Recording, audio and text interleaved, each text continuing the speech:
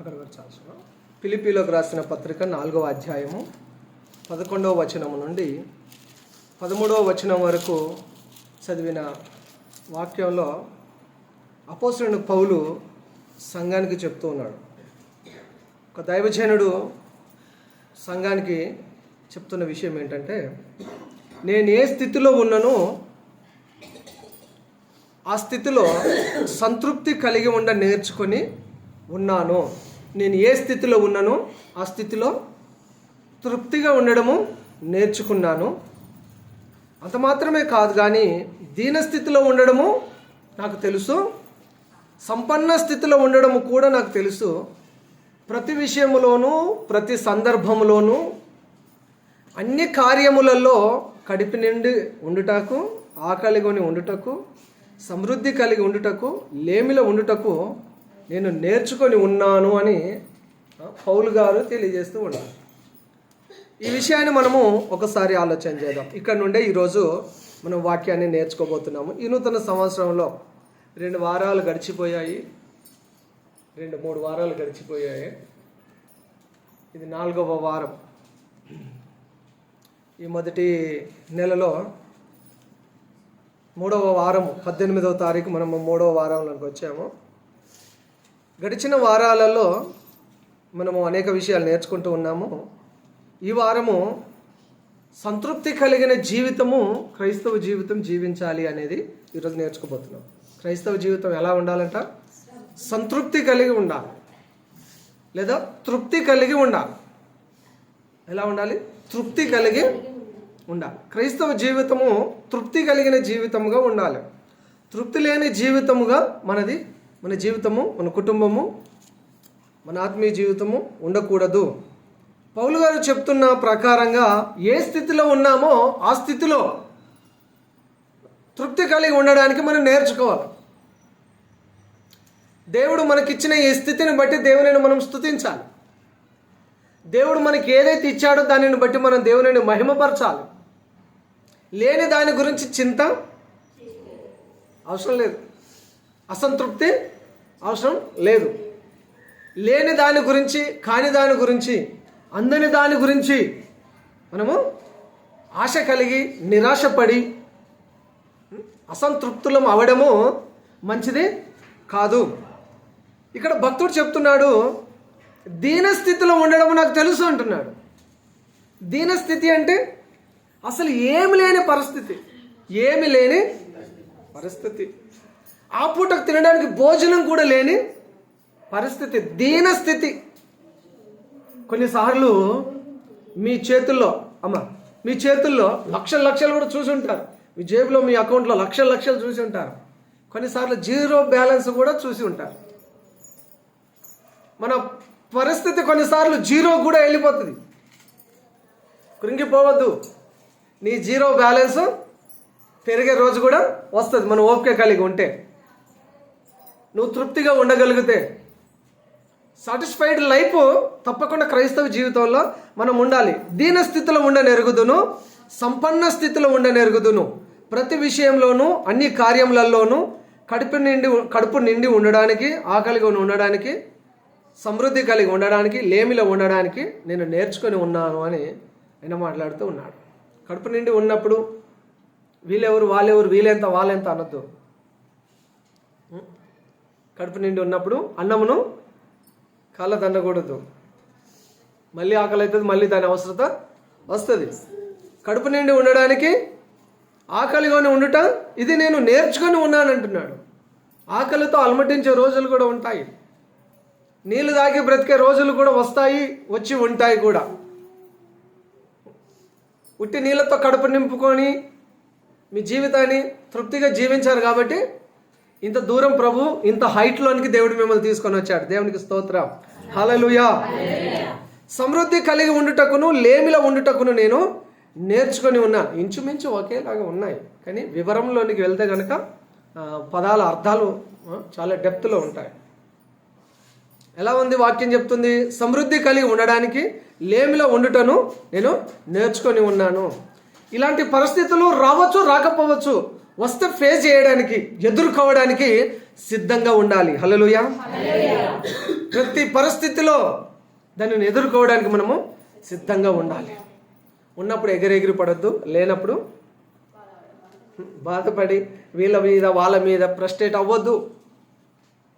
నీ బాధను ఇతరులు బాగా బ్రతుకుతున్న వారిని చూసి ఫ్రస్ట్రేట్ అవ్వద్దు. మనం ఏం నేర్చుకోవాలి? ఇవన్నీ వస్తాయి, ఇందులో మనం తృప్తిగా ఉండాలి. ఇవన్నీ రాకపోవచ్చు, కానీ తృప్తిగా ఉండాలి అని వాక్యం చెప్తుంది. ఈరోజు వాక్య పాఠం అంశమే అది. తృప్తి కలిగిన జీవితము ప్రతి క్రైస్తవుడు జీవించాలి అని. తృప్తి కలిగిన జీవితం ప్రతి క్రైస్తవుడు జీవించాలి. నూకలు కూడా లేకుండే, నాకు కానుక నూకలు ఇచ్చేవాళ్ళు కూడా లేకుండే. చర్చిలోనికి నూకలు కూడా తీసుకొని వచ్చేవారు లేకుండా. ప్రభువా నాకు ఆహారం దయచేయి ప్రభువా అని నేను అడిగాను దేవుని. నేను ప్రభు ఒక పూట భోజనం దయచేయని అడిగాను. ఎక్కడైనా మీటింగ్స్ జరిగితే, ఎక్కడైనా ప్రార్థన కూడికలు జరిగితే అక్కడికి నాతో పాటు ఇంకా 4 టీం ఉండే. 5 టీం మేము.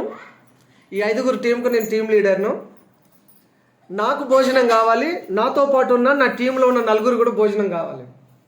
ఎక్కడైనా మీటింగ్ జరిగితే, ఎక్కడైనా ప్రార్థన కూడిక జరిగితే అక్కడికి నా టీంని తీసుకొని వెళ్ళేవాడిని. పాంప్లెట్ పోస్టర్ చూసి అక్కడికి వెళ్ళేవాడిని. వెళ్ళి ముందే ఓనర్ ఎవరో ఆయనను కలిసేవాడిని. ప్రైజ్లార్డ్ సార్ అని చెప్పి నా పేరు చెప్పి నేను పరిచయం చేసుకొని, మేము 5 టీం బైబిల్ కాలేజ్ స్టూడెంట్స్, మేము సేవకు వచ్చాము. ఇక్కడ ఏదైనా పనులుంటే మేము ఇవన్నీ చేస్తాం. స్టార్టింగ్ వెళ్ళిపోయి చైర్స్ వేసి, కార్పెట్స్ వేసి, చైర్స్ అన్ని పరిచేసి, వడ్డించేటప్పుడు మేము 5 నిలబడి వడ్డించేవాళ్ళం. క్యాటరింగ్ టైపు ఉండేవాళ్ళం. 5 ఒకే ఏజ్ గ్రూపు, ఒకే సైజు, ఒకే హైట్ కలిగి నా టీంలో 5 మేము వడ్డించేవాళ్ళం. అందరికి వడ్డించిన తర్వాత భోజనం చేసేవాళ్ళం. నేను 4 చెప్పేవాడిని, రాత్రి భోజనం లేదు మనకు, ఇదే భోజనం. రాత్రి భోజనము లేదు, ఇప్పుడే భోజనం, ఇదే భోజనం. మళ్ళీ రాత్రి ప్రార్థన చేయాలి, రేపటి భోజనం కొరకు ప్రభు ఏదైనా మార్గం తెరవాలి. తర్వాత మేము తాగడానికి మంచినీళ్ళు లేకుండా మా రూమ్లో ఆ ట్యాప్ నీళ్ళు పట్టుకొని తాగితే అదంతా శుద్ధ నీళ్ళు, సున్నం వస్తుంది. దాన్ని వేడి చేయగలిగితే అడుగుకు మొత్తం తెల్ల సున్నం వెళ్ళిపోతుంది. శుద్ధ నీళ్ళు అవి తాగితే ప్రేవులలో, కిడ్నీలలోకి వెళ్ళిపోతాయి, ఆరోగ్యాలు ప్రాబ్లం అవుతాయి, పాడైపోతాయి. ఆ నీళ్ళు తాగుదామన్నా నాలుకకే రుచించదు. ఆ నీళ్ళు తాగలేక, ఆహారం లేక ఏం చేయాలో అర్థం కాక మళ్ళీ టీంకి లీడర్ను నేను చెప్పేవాడిని, నేను ముందు టిఫిన్ సెంటర్ దగ్గరికి వెళ్తాను, 2 బోండాలు తీసుకుంటాను, నాతో పాటు 2 రండి, నేను అక్కడి నుంచి వెళ్ళిపోయేటప్పుడు చేయగలుగుంటప్పుడు 2 రండి అని చెప్పేవాడిని. ఎందుకు? వీళ్ళు 2 బోండాలు తినడానికి కాదు, నీళ్ళు తాగడానికి. అక్కడ ఫిల్టర్ వాటర్ ఉంటాయి, నీళ్ళు తాగేవారు. నేను ఈ 2 బోండాలలో 1 బోండా నేను తినేవాడిని, నాతో పాటు వచ్చిన 2లో 1 బోండాని షేర్ చేసుకునేవాళ్ళు. వాడు కొంచెం వాడు కొంచెం తినేవాళ్ళు. ఈ లోపల నీళ్ళు తాగి వెళ్ళేవాళ్ళు. ఈ నీళ్ళు మళ్ళీ ఎప్పుడు దొరుకుతుందో తెలియదు. మొన్న సమ్మర్లో 2025 సమ్మర్లో 2 అకేషన్స్కి అటెండ్ అయ్యాను నేను. హైదరాబాద్లో 1, ఆంధ్రప్రదేశ్లో 1. అక్కడ పెట్టిన భోజనము జీవితంలో ఎక్కువ ప్రెస్టీజియస్ ఫుడ్, అది ఎక్కువ విలువ కలిగిన ఫుడ్. అది తినవరకే తింటాము, కానీ చాలా కాస్ట్లీ ఫుడ్ అక్కడ అరేంజ్ చేశారు. ఏమీ లేని ఆకలితో అలమటించే పరిస్థితిని కూడా చూసాము. కానీ ఒక రాయల్ ఫుడ్ అంటారు కదా, అటువంటి భోజనాన్ని కూడా చూసాం. అప్పుడు తృప్తిగానే ఉన్నాను. ఇటువంటి ఒక మంచి భోజనం వచ్చినప్పుడు కూడా తృప్తిగానే ఉన్నాను. దేవునికి స్తోత్రం, హల్లెలూయా.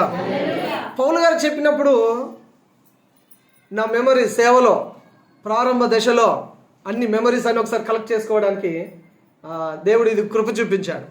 ఈ వాక్యాన్ని చదువుతున్నప్పుడు ఏ స్థితిలో ఉన్నానో ఆ స్థితిలో సంతృప్తి కలిగి ఉండడం నేర్చుకొని ఉన్నాను. దీన స్థితిలో ఉండ ఎరుగుదును, సంపన్న స్థితిలో ఉండ ఎరుగుదును. ప్రతి విషయంలోనూ అన్ని కార్యములలోనూ కడుపు నిండి ఉండుటకును, ఆకలిగొని ఉండుటకును, సమృద్ధి కలిగి ఉండుటకును, లేమిలో ఉండుటకును నేర్చుకొని ఉన్నాను. ఈ పరిస్థితులన్నిటిలో ప్రభు మనల్ని బలపరచును గాక. ఆయన మనల్ని బలపరిస్తే మనం ఏదైనా చేయగలుగుతాం. 13వ వచనం చెప్తుంది, ఆయన మనల్ని బలపరిస్తే మనం ఏదైనా చేయగలం. కాబట్టి ప్రియమైన సహోదరి సహోదరులారా, క్రైస్తవుని జీవితము తృప్తి కలిగి ఉండడము నేర్చుకోవాలి. ఒక 3 విషయాలు మేము ముందు ఉంచుతాను. మొట్టమొదటిగా చదువుతారా? హెబ్రీయులకు రాసిన పత్రిక 13వ అధ్యాయము. హెబ్రీయులకు రాసిన పత్రిక 13వ అధ్యాయం 5వ వచనం. ధనాపేక్ష లేని వారై మీకు కలిగిన వాటితో తృప్తి పొంది ఉండండి. నిన్ను ఏమాత్రమును విడువను, నిన్ను ఎన్నడూని ఎడబాయను అని ఆయనే చెప్పాడు కదా. మీరు ధనాపేక్ష లేని వారై కలిగిన వాటితో తృప్తి పొంది ఉండండి. మొదటిది ఏంటంటే కలిగిన వాటితో తృప్తి పొందాలట. వేడితో తృప్తి కలిగి ఉండాలి. కలిగిన వాటితో మీరు దేనైతే కలిగి ఉన్నారో వాటితో తృప్తిగా ఉండడము నేర్చుకోవాలి.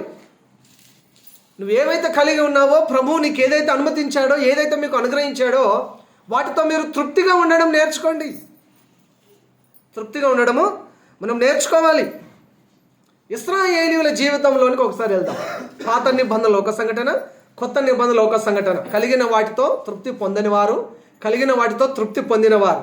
ఈ 2 వేరియేషన్లు పాత నిబంధనలోను కొత్త నిబంధనలోను 2 విషయాలు మేము ముందుంచాలని ఇష్టపడుతున్నాం. చదువుతారా?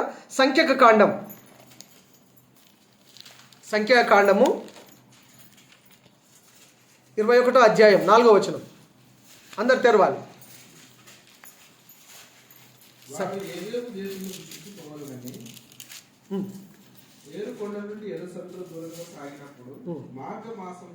మార్గాయాసము చేత జనుల ప్రాణము సొమ్మసిల్లెను కాగా ప్రజలు దేవునికిని మోషేకును విరోధముగా మాటలాడి ఈ అరణ్యములో చచ్చుటకు ఐగుప్తులో నుండి మీరు మమ్మల్ని ఎందుకు రప్పించితిరి? ఇక్కడ ఆహారం లేదు, నీళ్లు లేవు, చవిసారములు లేని ఈ అన్నము మాకు అసహ్యమైనదనిరి. హల్లెలూయా. ఇశ్రాయేలీయులను బానిసత్వం నుంచి, బంధకాల నుంచి, ఆ వెట్టి చాకిరి నుంచి, ఆ వెట్టి పనుల నుంచి, ఆజమాయిషి నుంచి వాగ్దానము చేయబడిన దేవుని పట్టణములోనికి, కనానులోనికి నడిపిస్తున్నప్పుడు వారు కొంత దూరం వచ్చిన తర్వాత మార్గాయాసము చేత సనుగుతూ ఉన్నారు. దేవునికి విరోధంగా, దైవజనుడైన మోషేకు విరోధముగా వారు అరణ్యంలో సనుగుతూ ఉన్నారు. దేని గురించి? ఈ అరణ్యంలో మమ్మల్ని చంపడానికి తీసుకొచ్చావా? ఆ ఐగుప్తులోనే మేము ఏదో రకంగా బ్రతికే వాళ్ళం కదా. ఈ అరణ్యంలో మమ్మల్ని చంపడానికి తీసుకొని వచ్చావా? ఇక్కడ ఆహారము ఉందా లేదా? ఇక్కడ ఆహారం లేదు, ఇక్కడ నీళ్ళు కూడా లేవు. ఈ ఉప్పు కారం లేని ఈ ఆహారం మాకు వెక్కసమైంది, తిని బోర్ కొడుతుంది. ప్రజలు ఏమంటారు? ఈ ఉప్పు కారం లేని ఈ ఆహారం మాకు, ఈ మన్నా మాకు, మన్నా తీయగా ఉంటుందండి. వీళ్ళకు ఉప్పు కారం కావాలట. ఈ చవిసారములు లేని ఈ ఆహారం మాకు అసహ్యమైనదనిరి. ఈ ఆహారం మాకు నచ్చలేదు అంటున్నారు. ఈ ఆహారం మాకు ఏం కాలేదు, నచ్చలేదు వాళ్ళకు. తర్వాత ఏమంటున్నారు? ఐగుప్తు ఆహారమే మాకు కావాలంటున్నారు. ఈ ఆహారం మాకు నచ్చలేదు, ఐగుప్తు ఆహారం మాకు కావాలంటున్నారు. కలిగిన వాటితో, దేవుడిచ్చిన వాటితో వారు తృప్తి పొందడం లేదనే విషయం మనకి ఇక్కడ అర్థమవుతుంది. నిజానికి వారికి ఆహారం లేదా? ఉందా లేదా? ప్రతి పూట ఫ్రెష్ ఫుడ్ వాళ్ళకి ఇస్తున్నారు దేవుడు. ప్రతిరోజు ఫ్రెష్ భోజనం, ప్రతి పూట ఫ్రెష్ భోజనం. సద్దన్నం పెట్టట్లేదు దేవుడు. ఇశ్రాయేలుకి ఏ అన్నం పెట్టట్లేదు, సద్దన్నం పెట్టట్లేదు. సద్దన్నం తినని వాళ్ళు ఉన్నారమ్మా ఇక్కడ. అంటే రాత్రి మిగిలిపోయింది పొద్దున, అట్లీస్ట్ దాన్ని ఫ్రై చేసుకొని తింటారు కదా, ఒక ఎగ్గు పగలగొట్టో, లేదా దానికి ఇంకేం చేస్తారు, పులిహోరో, లేకపోతే ఇంకేదో టమాటో రైసో ఏదో ఒకటి వేడి చేసుకొని తింటారు కదా. మొత్తం మీద సద్దన్నమే కదా. ప్రతి పూట అప్పటికప్పుడే వండుకొని తింటారా, మిగిలింది పాడు చేయరు కదా, దాన్ని వాడతారు కదా. ఇంట్లో ఎవరో ఒకరు తింటారు కదా కనీసం. వీరికి సద్దన్నం పెట్టలేదు దేవుడు, ఫ్రెష్ ఫుడ్ పెట్టాడు. ఇశ్రాయేలీయులకు దేవుడు ఏ ఆహారం పెట్టాడు? ఫ్రెష్, తాజా ఆహారం. ఎక్కడికి వెళ్ళినా తాజా ఆహారం దొరకలేదు, మీ ఇంట్లో తప్ప. మీరు వండుకున్న తాజా ఆహారం తప్ప హోటల్కి వెళ్ళినా కూడా, ఇంకెక్కడికి వెళ్ళినా కూడా ఫ్రెష్ ఫుడ్ దొరకట్లేదు. కానీ దేవుడు ప్రతిరోజు ప్రతి పూట ఫ్రెష్ ఫుడ్ ఇచ్చాడు వాళ్ళకు. మాకు ఆహారం లేదు, ఈ ఆహారం మాకు నచ్చలేదు అంటున్నారు. మాకు ఆహారము నచ్చలేదు అంటున్నారు. ఇక్కడ మాకు నీళ్లు లేవంటున్నారు. ప్రతి పూట వాళ్ళకు ఫ్రెష్ మినరల్ వాటర్ వస్తుంది. ఎక్కడి నుండి వస్తుంది నీళ్ళు? ఆ నీళ్ళు బండల నుండి వస్తున్నాయి, బండల నుండి వస్తున్నాయి. మట్టిలో నుండి వస్తేనేమో బురద, కల్ముషము, కలంకము, లేదా సూక్ష్మక్రిములో లేదా పురుగులో ఏదో ఉన్నాయి అనడానికి, సాకు చెప్పడానికి ఉండే. మట్టిలో నుండి కాదు, బండలో నుండి వస్తున్నాయి. బండలో ఇంకేం బురద ఉంటుందండి? Fresh water. ప్రతిరోజు ప్రతి పూట ఫ్రెష్ వాటర్. ఇప్పుడు మనం మినరల్ వాటరు వాడుతున్నాము, ఫిల్టర్ వాటర్ తాగుతున్నాము, దాంట్లో కెమికల్ వేసి ప్యూరిఫై చేస్తున్నారు. దానివల్ల కూడా మన శరీరము అనారోగ్యానికి గురవుతుండొచ్చు. కానీ ఇశ్రాయేలీలో బండలో నుండి వచ్చిన నీళ్ళు ఫ్రెష్ వాటర్ తాగారు, ఆరోగ్యంగా ఉన్నారు. వాళ్ళకి ఏ మందు అవసరం లేదు, ఏ టాబ్లెట్ అవసరం లేదు, ఏ స్కానింగ్లు అవసరం లేదు, ఏ ఆపరేషన్లు వాళ్ళకి అవసరం లేదు. అంత చక్కటి భోజనం పెడితే మాకు ఈ ఆహారం నచ్చలేదు అంటున్నారు. మాకు ఈ ఆహారము నచ్చలేదు అంటున్నారు. దేవుని వాక్యం చెప్తుంది, ఇశ్రాయేలీయులు అరణ్యంలో నడుస్తున్నంత కాలం వారి వస్త్రములు పాతగాలేవట. వారి వస్త్రములు పాతగిలలేదు, వారి చెప్పులు అరిగిపోలేదు, చెప్పులు తెగిపోలేదు. వారికి చెప్పుల షాపులు కూడా అవసరం లేదు, వారికి షోరూమ్లు కూడా అవసరం లేదు. అవసరమమ్మా? ఉన్న వస్త్రాలు పాడవట్లేదు. ఇప్పుడు వాళ్ళకి వస్త్రాలతో పనేముంది? చెప్పులు పాడవట్లేదు, ఇప్పుడు చెప్పుల షాపులతో పనేముంది? కొన్నిసార్లు మనుషులు, కొన్నిసార్లు విశ్వాసులు, కొన్నిసార్లు క్రైస్తవులు, కొంతమంది సేవకులు, కొన్నిసార్లు మనం ఏం చేస్తాము అంటే, నాకు ఇది నచ్చలేదు అంటాం. ఈజీగా చెప్పే మాట ఏంటమ్మా? నచ్చలేదు అంటారా, నచ్చింది అంటారా? మీరు మీదే చెప్పండి, మీ ఒపీనియన్ చెప్పండి. కొద్దిసేపు చెప్పండి. నాకు ఇది నచ్చలేదు. మీ ఆయన డ్రెస్ తీసుకొచ్చాడు అనుకోండి, ఇది ఎట్లుంది, ఇది నాకు నచ్చలే, తీసి ఆయన మొహమే కొడతారు. మీ పిల్లలకు చెప్పకుండా లేదా వాళ్ళని తీసుకెళ్లకుండా మీరు ఏదో బట్టలు తీసుకొస్తే, ఈ డ్రెస్ నాకు నచ్చలే, ఈ కర్రీ, ఈ వంకాయ కర్రీ నాకు నచ్చలే. ప్రతిదానికి ఈనాడు మనుషులు ఏమైపోయారంటే, నాకు నచ్చలేదు అంటున్నారు, నాకు నచ్చలేదు అంటున్నారు. ఈ బట్టలు నాకు నచ్చలేమంటున్న వాళ్ళు జ్ఞాపకం పెట్టుకోండి, అసలు బట్టలే లేని వాళ్ళని చూడండి. చినిగిందో ఏదో ఒక షర్ట్ ఇస్తే బాగుండు అని ఎదురు చూసే వాళ్ళు ఎందరో ఉన్నారు సమాజంలో. నీకు ఇది నచ్చలేదు. బట్టలు లేని వారు ఎందరో ఉన్నారు. నాకు ఈ చీర నచ్చలేదని అంటావు కదా నువ్వు. చినిగిపోయిన చీర తీసుకొని కట్టుకొని రోడ్ల మీద అక్కడ ఇక్కడ స్ట్రీట్లలో, స్లమ్లలో ఎందరో ఉన్నారు. ఈజీగా చెప్పే మాట ఏంది? ఇది నాకు నచ్చలే, నాకు ఈ చెప్పులు నచ్చలేదు. ఒక జత కొన్నావు నచ్చలేదు, 2 జతలు కొన్నావు నచ్చలేదు, 3 జతలు కొన్నావు నచ్చలేదు. అక్కడ ఫుడ్ స్టెప్ మొత్తం నిండిపోయింది. నాకు ఈ చెప్పులు నచ్చలేవన్న వాళ్ళు అసలు చెప్పులు లేకుండా తిరుగుతున్న వాళ్ళని గమనించండి ఒకసారి. ఏదో ఒక చెప్పులు ఇవ్వండి బాబాయ్య అనే వాళ్ళు ఉన్నారు సమాజంలో. ఏదైనా ఒక చెప్పు ఇవ్వండి. మనం చెప్పే మాట, ఇది నాకు నచ్చలేదు, ఇది నాకు నచ్చలేదు. ఈ పదము మీరు ఎంత తక్కువ వాడితే అంత మంచిది. దేవుడు నీకు ఒకటి ఇచ్చాడంటే దాన్ని నువ్వు ఉపయోగించుకోవాలి, దాన్ని నువ్వు వాడుకోవాలి. దేవుడు నీకు ఒకటి ఇచ్చాడంటే దాన్ని నువ్వు ఏం చేయాలి? వాడుకోవాలి, దానిని ఉపయోగించండి. దేవుడు నీకు ఇచ్చిన దానిని వాడుకోనండి. కొంతమందికి కాళ్ళే లేదు, చెప్పులు తోడుకుందామంటే. వాళ్ళ పరిస్థితి ఏంటి చెప్పండి? దేవుడు నీకు కాళ్ళు ఇచ్చాడు, కాళ్ళకి మంచి చెప్పులు ఇచ్చాడు, అయినా నీకు నచ్చట్లేదు. నీకు ఇది నచ్చలేదు, అది నచ్చలేదంటే నువ్వు నచ్చకుండా పోతావా? అంతేనా కాదా? నాకు ఇది నచ్చాలి, అది నచ్చాలంటే మనమే నచ్చకుండా పోతాం, ఎవరికి నచ్చం.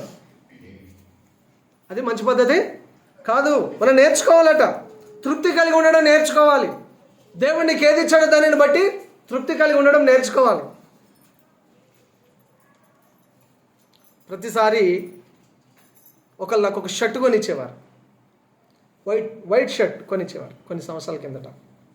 ప్రతి సంవత్సరం నాకు ఒక వైట్ షర్ట్ కొనిచ్చేవారు. ప్రతి ఆదివారం ఇదే వైట్ షర్ట్ వేసుకునేవాడిని. ప్రతి ఆదివారం అదే వైట్ షర్ట్ వేసుకునేవాడిని.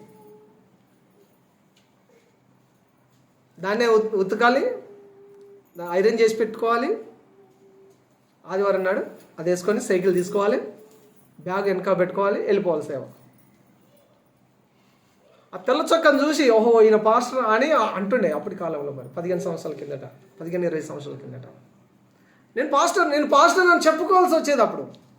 ఎందుకంటే పిల్లవాడిలాగా ఉండేవాడిని కాబట్టి, చిన్న వయసులో సేవకు వచ్చాను కాబట్టి నేను చర్చ్ పాస్టర్ అని చెప్పుకోవాల్సి వచ్చేది అప్పుడు. ఇప్పుడు చెప్పవలసిన అవసరం లేదు, అవసరతను బట్టే చెప్తా. నేను చర్చ్ పాస్టర్నని అవసరతను బట్టే చెప్తా. అప్పుడేమో సువార్త చెప్పడానికి అవకాశము వచ్చేటప్పుడు కానీ ఎక్కడికి వెళ్ళినా కానీ పాస్టర్ను అని గుర్తించాలని పదే చెప్పేవాడిని. వైట్ షర్ట్ వేసుకునేవాడిని. ఆ ఇచ్చిన వైట్ షర్ట్, ప్రభువా ప్రతి సంవత్సరం ఈ వైట్ షర్ట్ ఇస్తున్నావు, ఈ వైట్ షర్ట్ ఇచ్చిన ఆ సార్ను మీరు దీవించండి ప్రభు అని ప్రార్థన చేసుకొని అది వేసుకున్నప్పుడల్లా, ఆ షర్ట్ వేసుకున్నప్పుడల్లా చాలా సంతోషంతో తృప్తితో ఉండేవాడిని. దేవుడు ఒక వ్యక్తి ద్వారా నీకు ఒక వైట్ షర్ట్ ఇచ్చాడు కదా, దాంట్లో తృప్తి కలిగి ఉండాలట. తృప్తి కలిగి ఉండడం మనము నేర్చుకోవాలి. ప్రతి చిన్న దాంట్లో నువ్వు తృప్తి లేకపోతే పెద్ద వాటిలో కూడా నీకు తృప్తి కలగదు. చిన్న విషయంలో తృప్తిగా పడడం నేర్చుకోవాలి మనం. తృప్తి లేని జీవితము నీరు లేని బావి లాంటిది, ఆరైన అగ్ని వంటిది అంట. తృప్తి లేని జీవితం ఎలాంటిది? నీరు లేని బావి లాంటిది, ఆరని అగ్ని వంటి. ఆరని అగ్ని అంటే ఏంటో తెలుసు కదా, నరకమే. తృప్తి లేకపోతే నరకమే. చెప్తే విషయాలన్నీ ఆలోచన చేసి ప్రభువు ఇచ్చిన తలంపులన్నిటినీ మేము ముందు ఉంచుతాడు. తృప్తి కలిగిన జీవితము క్రైస్తవ జీవితం కలిగి ఉండాలి. ఈ ఆహారం నచ్చలేదు, ఈ వస్త్రం నచ్చలేదు, ఈ చెప్పులు నచ్చలేదు అనే పదము తక్కువ వాడడం మంచిది. ఈ ఇల్లు నాకు నచ్చలేదు, అసలు ఇల్లే లేని వాళ్ళని గమనించండి ఒకసారి. ఇల్లే లేని వాళ్ళను గమనించండి. ఈ చిన్నదో పెద్దదో నేను ఒక చిన్న ఇల్లు కట్టాను. ఇల్లు కట్టి అది ఇంకా ఏటూ కాలేదు పని. కిరాయి ఇంట్లో ఉండడం ఎందుకని చెప్పేసి నా ఇంట్లోకి వచ్చేసాను. దానికి ఒక కిటికీ లేకుండే, దానికి ఒక తలుపు లేదు, ఒక తాళం లేదు, దానికి ఒక ప్లాస్టరింగ్ లేదు, దానికి ఒక కరెంటు లేదు, ఏం లేదు. అయ్యో నా ఇల్లు కదని చెప్పేసి నేను నా ఇంట్లోకి వచ్చేసిన. ప్రార్థన చేసుకొని ఇంట్లోకి వచ్చిన తర్వాత నా భార్యకు ఇల్లు నాకు నచ్చలేదన్నది. లోకంలో ఎవరు నచ్చలేదంటే ఓకే, నా ఇల్లు నీకు నచ్చడం ఎందుకని అనుకోవచ్చు. అరే ఆ భార్యకు నా ఇల్లు నచ్చలేదు అంటుంది అనుకొని సరే కొన్ని రోజులు ఆలోచన చేసిన, ప్రార్థన చేసిన. ప్రభువా ఇల్లు నచ్చలేదు అంటారు, ఇది నచ్చేటట్టు కట్టాలి, నువ్వు వాగ్దానం చేసినావు కదా, నీకు మంచి ఇల్లు ఇస్తానని దేవుడు నాకు వాగ్దానం చేశాడు. ప్రభువా ఈ నచ్చే విధంగా ఇల్లును మార్చాలి నువ్వు అని నేను అడిగాను. 2021 ఆ ఇంట్లోకి వెళ్ళాము. ఇప్పుడు 2026 అంటే ఇంచుమించు ఒక 5 సంవత్సరాలు అవుతుందండి. వాళ్ళకి వచ్చిన తర్వాత నేను ఆలోచన చేశాను, ప్రార్థన చేశాను. ప్రభువా దీనిని నచ్చే విధంగా మార్చండి. నువ్వు ఇచ్చింది అద్భుతంగా ఉంటుంది కదా, నువ్వు ఇచ్చింది అందంగా ఉంటుంది కదా, నువ్వు ఏది ఇచ్చినా అది బాగుంటుంది, అది నచ్చుతుంది అందరికీ. కాబట్టి దీనిని నచ్చలేదని ఒకళ్ళు అన్నారు, ఇంకా ఎవరు కూడా అనొద్దు. నచ్చలేదు అన్నోళ్ళు కూడా ఇది నచ్చింది అనేటట్టుగా చేయి ప్రభు అని నేను బాగా ప్రార్థన చేశాను. ఈలోపు ఒక అతను మా ఇంటికి వచ్చి ఇది పని ఉంది, అది పని ఉంది, అది పని ఉంది, ఇది పని ఉంది, ఇంకా చాలా పని ఉంది అని. ప్రతి సంవత్సరం కొంత వర్క్ చేసుకో అని ఆయన ఒక ఆలోచన చెప్పాడు నాకు. ఈ ఆలోచన ఏదో బాగుందని చెప్పేసి ప్రతి సంవత్సరం కొంత వర్క్ స్టార్ట్ చేస్తాను దానికి. ఈ 5 సంవత్సరాలు చేశాను, అయిపోయింది. ఇప్పుడు అందమైన చక్కటి ఇల్లును ప్రభు నాకు దయచేశాడు. దేవునికి స్తోత్రం, హల్లెలూయా. నాకు ఈ ఇల్లు నచ్చలేదంటారు. మరి గుడిసెలో ఉన్న వాళ్ళ పరిస్థితి ఏంటి? ఫుట్పాత్ మీద పడుకుంటున్నాడు, పరిస్థితి ఏంటి అమ్మా చెప్పండి? వాళ్ళకి ఇల్లు లేదు, గూడు లేదు, గుడిసే లేదు.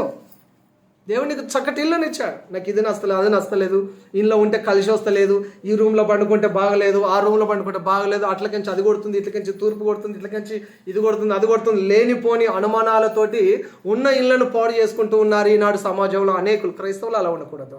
దేవుడు నీకు ఇచ్చాడు ఇల్లును, దానిని బట్టి నువ్వు దేవునికి కృతజ్ఞత చెప్పాలి, తృప్తి కలిగి ఉండాలి. హల్లెలూయా. ఎంతైనా అది నీ ఇల్లు అండి. నువ్వు తిన్నా తినకుండా కాలు మీద కాలేసుకొని హాయిగా దర్జాగా పడుకోవచ్చు, ఎందుకంటే అది నీ ఇల్లు. దాని మీద ఎవరికి అధికారం, హక్కు లేదు. దేవుడు నీకు ఇచ్చిన నీ ఇల్లు, నాకు ఇది నచ్చలేదని అనొద్దు. నీ ఇంట్లో ఉన్న ప్రతి వస్తువు, ప్రతి గది, ప్రతి కార్నరు అది నీకు నచ్చాలి, ఎందుకంటే దేవుడు నీకు అది ఇచ్చాడు, దేవుడు మీకు అది దయచేశాడు. దానిని బట్టి మనం దేవునిని స్తుతించాలి, మనం తృప్తి కలిగిన జీవితం కలిగి ఉండాలి. ఇశ్రాయేలీయులకు తృప్తి లేదు, వారికి ఏం లేదు, తృప్తి లేదు. ఎన్నో చేశాడు వారి జీవితంలో, తృప్తి లేదు. తృప్తి లేని జీవితం ఎలాంటిదంట? ఇది గుర్తుపెట్టుకోవాలి. తృప్తి లేని జీవితం ఎలాంటిది? నీరు లేని బావి లాంటిది. నీళ్ళు లేని బావి వల్ల ఉపయోగం ఉంది ఏమన్నా? ఆరని అగ్ని వంటిదంట. తృప్తి లేని జీవితము ఆరని అగ్ని వంటిది. అది నరకం అనమాట, నరకంగా ఉంటుంది తృప్తి లేకపోతే. నెక్స్ట్ కొత్త నిబంధనలోనికి వెళ్దాం. మత్తయి సువార్త 14:13.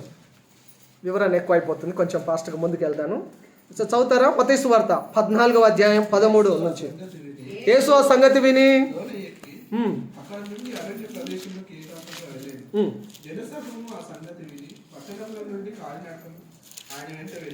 ఆయన వచ్చి ఆ గొప్ప సమూహమును చూచి వారి మీద కనికరపడి వారిలో రోగులైనను వారికి స్వస్థపరిచాడు. సాయంకాలం అయినప్పుడు శిష్యులు ఆయన దగ్గరకు వచ్చి, ఇది అరణ్య ప్రదేశము, ఇప్పటికే బ్రతుకుపోయాను. ఈ జనులు గ్రామంలోనికి వెళ్ళి భోజన పదార్థంలో కొనుక్కుంటాకని వారిని పంపివేయమని చెప్పింది.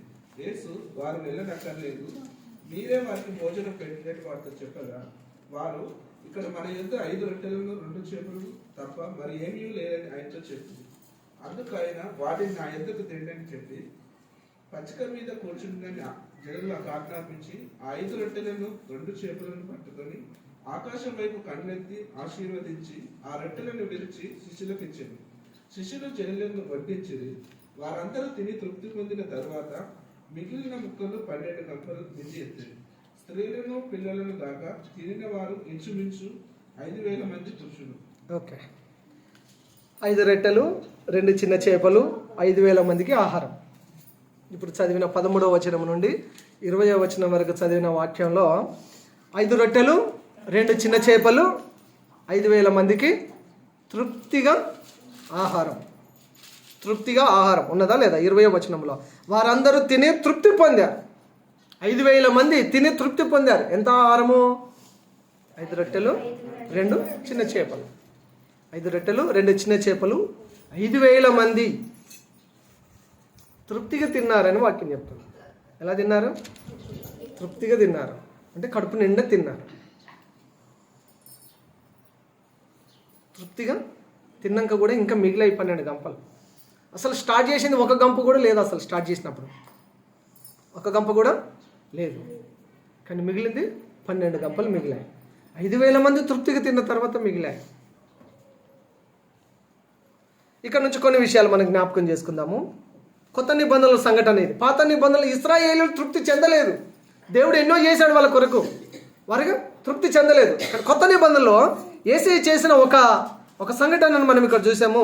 5 రొట్టెలు 2 చిన్న చేపలు, 5,000 మందికి ఆహారము, తృప్తిగా తిన్నారు అనే విషయాన్ని మనం ఇక్కడ చదివాం. వారు అరణ్యంలో ఉన్నారు. ప్రజలందరూ ఎక్కడున్నారు? అరణ్యంలో ఉన్నారు, ఆకలితో ఉన్నారు. ఆకలితో ఉన్న వారికి ఆ ఆహారము అదే వారికి పరమన్నం. ఆకలితో ఉన్నారు, పైగా అడవిలో ఉన్నారు. మరలా నెక్స్ట్ అక్కడ చీకటి పడిపోతుంది. పట్టణంలోనికి ఊర్లోకి వెళ్ళి కొనుక్కొని తినడానికి ఈ వెళ్ళేలోపు చీకటి పడిపోతుంది. దోణెలలో వెళ్ళాలండి. అవతల ఉన్నారు వీళ్ళు, సరస్సు అవతల కూర్చున్నారు, కొండ మీద కూర్చున్నారు. ప్రసంగం అంతా అయిపోయే వరకు చీకటి పడిపోతాము. ప్రజలను పంపి అనేమో శిష్యులు అడుగుతున్నారు. యేసుప్రభు అన్నాడు, ప్రజలను ఇప్పుడు పంపిస్తే చీకట్లో ఇన్ని దోణీలు సరిపోవు, పట్టణంలోనికి వెళ్ళినా కూడా ఇప్పుడు ఆహారం వండుకోవడానికి కుదరదు, ఎక్కడ హోటల్స్ పుట్టకుల వాళ్ళ దగ్గర కూడా ఇంత ఆహారం దొరకదు, కాబట్టి మనమే వారికి భోజనం పెడదామని యేసయ్య అన్నాడు. యేసయ్య ఆలోచన వేరండి. యేసయ్య అన్నాడు మనమే భోజనం పెడదాం, వాళ్ళు పెట్టాలి వీళ్ళు పెట్టాలి, ఎవరెవరు పెట్టాలి, ఎందుకు మనమే పెడదాం, నేనే పెడతాను అన్నాడు యేసయ్య. ప్రజల మీద కనికర పడ్డాడు అనే మాట అద్భుతంగా అక్కడ రాశారు చూడండి. 14వ వచనంలో ఆయన వచ్చి ఆ గొప్ప జనసమూహమును చూచి వారి మీద కనికర పడ్డాడు. ఫస్ట్ రోగులను బాగు చేశాడు. వారి మీద కనికర పడ్డ తర్వాత ఫస్ట్ రోగులను బాగు చేశాడు, స్వస్థపరిచాడు, అందరినీ స్వస్థపరిచాడు, అందరూ బాగుపడ్డారు. అప్పుడు అక్కడ వచ్చాలి, మీరు చదవకండి, ఇక ఆల్రెడీ చదివేశారు కదా, నేను కొంచెం ముందుకు త్వరగా వెళ్ళిపోవాలని ఇష్టపడుతున్నాను. అరణ్య ప్రదేశంలో ఆకలితో అలమటించిపోతున్నారు, చీకటి అయిపోతుంది. వారికి ఈ 5 రొట్టెలు ఈ 2 చేపలను విరిచి ఇదే ఆహారం, రొట్టె చేప ముక్క, రొట్టె చేప, ఇది ఆహారం. ఇప్పుడు మీ ఇంటి దగ్గర ఏం కర్రీ ఉంది, ఏం ఫుడ్ ఉంది అంటే వండుకొని రాలేదా ఎవరు? కొన్ని ఇళ్ళల్లో రైస్ చికెను, కొన్ని ఇళ్ళల్లో రైసు మటను, కొన్ని ఇళ్ళల్లో రైస్ ఫిష్, ఇంకా కొన్ని ఇళ్ళల్లో బిర్యానీ ఉండొచ్చు మేబీ, ఇంకా కొన్ని ఇళ్ళల్లో టిఫిన్ చేసి రావచ్చు కొంతమంది, ఇంకో కొంతమంది ఇళ్ళల్లో ఏదో ఒకటి వండి పెట్టి మధ్యాహ్నం వెళ్ళిన తర్వాత తిరగగా వండుకోవచ్చు. మీ దగ్గర ఏదో ఒక ఫుడ్ ఉంది, మీ దగ్గర ఏదో మెనూ ఉంది లిస్ట్.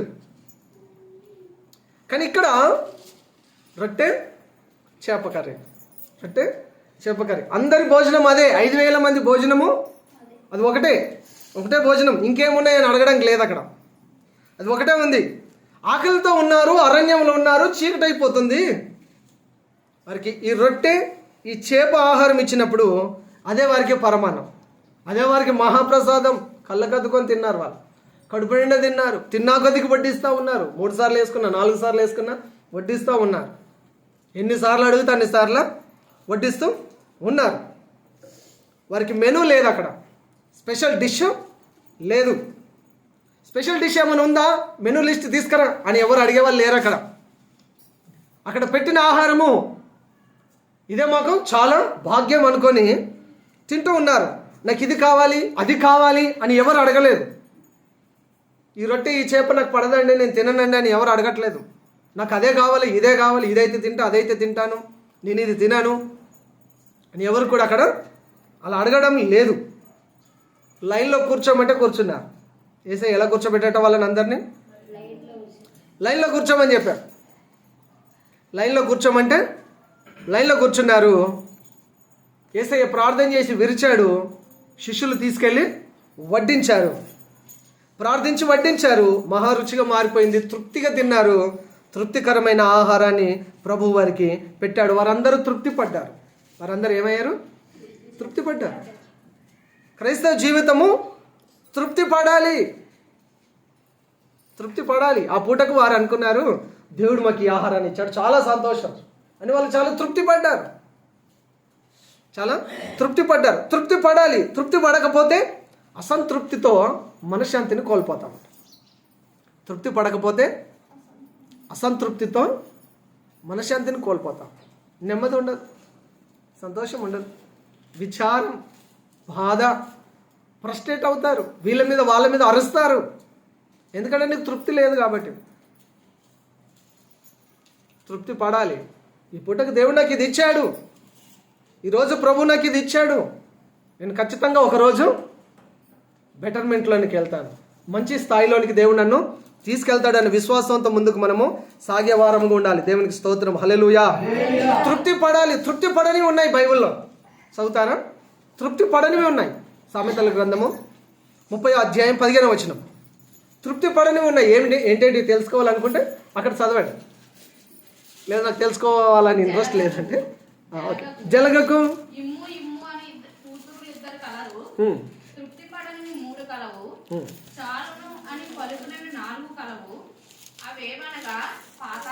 పాతాళము, కనని గర్భము, నీరు చాలు అనని భూమి, చాలును అనని అగ్ని. చాలా మాట్లాడ 4 ఉన్నాయి ఇక్కడ. తృప్తి పడనివి 4 ఉన్నాయి.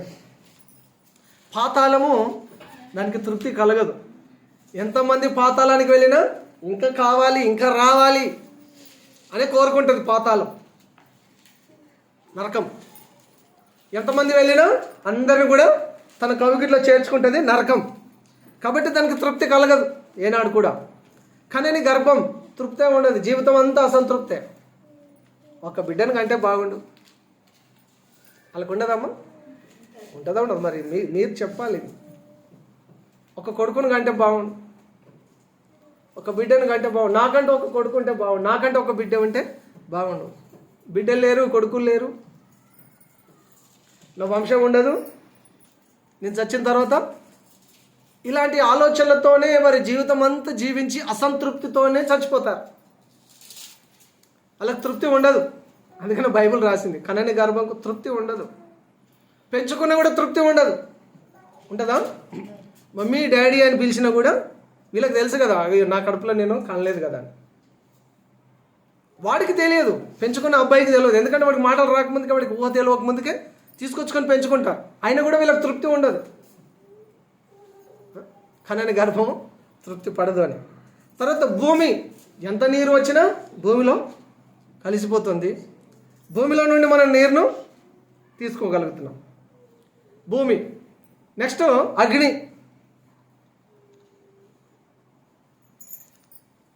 ఇక్కడ వరకు చాలు అని ఎక్కడన్నా ఒక చోట ఆపేస్తుందా? మనం నిప్పు పెడితే మంట రగులుకుంటా వెళ్ళిపోయి ఒక చోట ఆగిపోతుంది. అది ఎక్కడ ఆగదు, అది ఉన్నదంతా కాల్చేస్తుంది. రోజుల తరబడి కాల్చేస్తుంది, రోజుల తరబడి కాల్చేస్తుంది. ఫైర్ యాక్సిడెంట్స్ అవుతుంటాయి అపార్ట్మెంట్లలోనూ, లేదా అడవులలోనూ, లేదా పొలాలలోనూ, గడ్డివాములు కానీ అప్పుడప్పుడు ఫైర్ యాక్సిడెంట్స్ అవుతుంటాయి. ఈ నిప్పు మొత్తాన్ని కాల్చి బూడిద చేసేస్తుంది. ఇక నాకు చాలు దమ్మొస్తుంది, లేదా నా టైం అయిపోయింది అని ఆగిపోతుందా అగ్ని? మనుషులు అడ్డం వస్తే మనుషులను కాల్చేస్తుంది, వస్తువులు అడ్డం వస్తే వస్తువులను కాల్చేస్తుంది, ఏది అడ్డం వస్తే అది కాల్చేస్తుంది. కాబట్టి తృప్తి పడనివి ఉన్నాయి: పాతాళము, కనని గర్భము, భూమి, అగ్ని. కలిగిన వాటితో తృప్తి కలిగి ఉండాలి క్రైస్తవులు. దేవుని ప్రజలు ఎలా ఉండాలట? కలిగిన వాటితో తృప్తి కలిగి ఉండాలి. నీకు కలిగి ఉన్న ఏవైనా సరే వాటితో తృప్తిగా ఉండాలట.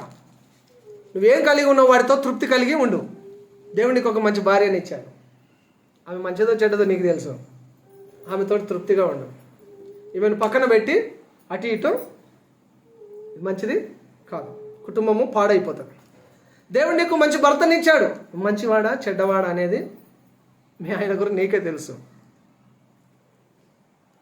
ఆయనను బట్టి తృప్తిగా ఉండాలి. అటు ఇటు ఇటు అటు చూసి కుటుంబాన్ని పాడు చేసుకోకూడదు. దేవుడు తల్లిదండ్రులను ఇచ్చాడు. నా తల్లిదండ్రులకు తెలివి లేదు, నా తల్లిదండ్రులకు జ్ఞానం లేదు, నా తల్లిదండ్రులు ఆస్తి సంపాదించుంటే ఇప్పుడు నేను బాగా బతికేవానే. ఇట్లాంటిది కాదు.